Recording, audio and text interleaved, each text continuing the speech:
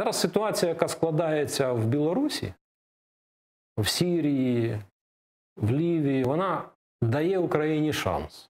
І от насправді зараз би треба було на фоні подій в Білорусі, ситуації з вагнерівцями, можливості там спільних дій Варшавою і Вільнюсом, почати дуже серйозні зовнішньополітичні речі, які б могли бути підсилені певними подіями, в тому числі і на лінії фронту. Не випадково ж росіяни напередодні, вони вперше за всі роки попросили так званого всеохоплюючого, безстрокового затища. Це ж не випадково так трапилося.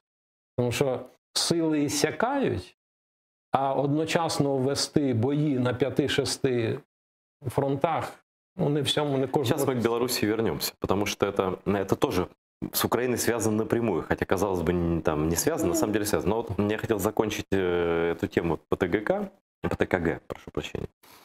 Вчера вот тут на вашем месте, на твоем, на ты, сидел Павел Климкин.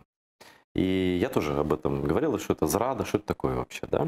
Он говорит, вот его мнение такое, что наше внешнеполитическое руководство страны хочет пропетлять. То есть все эти заявления Фокина, Кравчука, все эти вещи, это не что иное, как какие-то дипломатические хитрости, которые на суть вообще никак не влияют, и он на эту тему спокоен.